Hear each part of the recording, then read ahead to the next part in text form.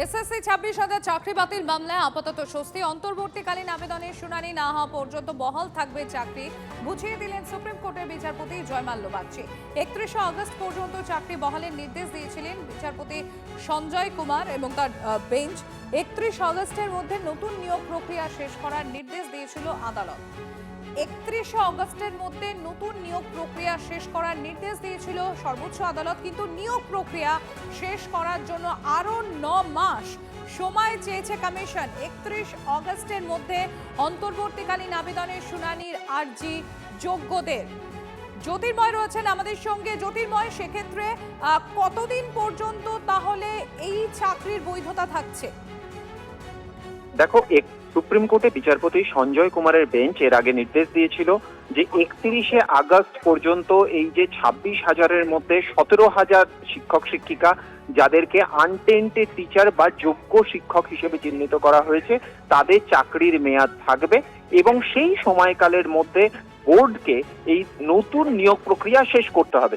পশ্চিমবঙ্গে সরকার পরিবর্তন হয়েছে, স্বাভাবিকভাবেই সংশ্লিষ্ট প্রত্যেকটা বোর্ড বা ক্ষেত্রে তাদের পরিকাঠামোগত পরিবর্তন হয়েছে এবং নতুন নির্দেশ আসার অপেক্ষায় তারা রয়েছেন এবং এই পুরো প্রক্রিয়া শেষ করার বিষয়টি নতুন সরকারের কাছে সময় সাপেক্ষ, কারণ তারা পরিকাঠামোগত পরিবর্তন করছেন এবং এই কারণেই একটি নতুন মিসেলিনিয়াস অ্যাপ্লিকেশন ফাইল করা হয়েছে সুপ্রিম কোর্টে, যেখানে এই সমগ্র বিষয়টি জানানো হয়েছে এবং 2027-এর 31শে মে পর্যন্ত এই যে 17,000 আনটেন্টেড টিচার তাদের চাকরির মেয়াদ বাড়ানোর জন্য অ্যাপ্লাই করা হয়েছে।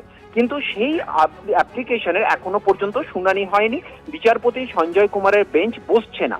সেই কারণেই আজকে প্রধান বিচারপতির এজলাসে এই মামলাটি উল্লেখ করা হয় এবং দ্রুত শুনানির আর্জি জানানো হয়। কিন্তু বিচারপতি জয়মাল্য বাগচি বলে দেন যে যতক্ষণ পর্যন্ত না বিচারপতি সঞ্জয় কুমারের বেঞ্চে এই নতুন মিসেলিনিয়াস অ্যাপ্লিকেশনের শুনানি হচ্ছে ততদিন পর্যন্ত এই শিক্ষকদের চাকরি বহাল থাকবে, অর্থাৎ তাদের জন্য সাময়িক স্বস্তি, তাদের চাকরি যাচ্ছে না 31 আগস্টের মধ্যে।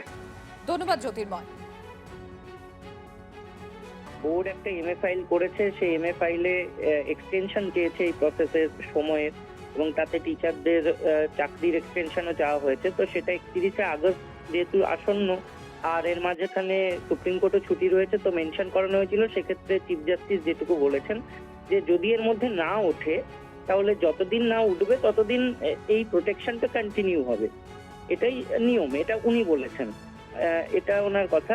আর যেটা ব্যাপার যে 31 আগস্টেই সম্ভবত লিস্টিং হবে, তার জন্যই মেনশনিং করানো হয়েছিল আজকে বোর্ডের তরফেও লয়ার ছিলেন, হয়তো 31 আগস্টেই জাস্টিস সঞ্জয় কুমারের বেঞ্চে এটা লিস্টেড হবে। মেনশনিংটা আজকে হয়ে গেল যাতে 31 তারিখে উনি শোনেন, এটা 1 নম্বর। আর ভার্বালি চিফ জাস্টিসের ওখানে থাকা জয়মাল্য বাগচি জাস্টিস উনি বলেছেন যে যেহেতু একটা ইন্টারিম এক্সটেনশন বা প্রোটেকশন আছে তো সেটা চলবে, সেটা চলাটাই স্বাভাবিক, কিন্তু এটা তো ওই বেঞ্চের এখতিয়ারের মধ্যে পড়ে না। তো 31 তারিখেই আমরা জানতে পারবো যে আমাদের এক্সটেনশন বাড়লো কি বাড়লো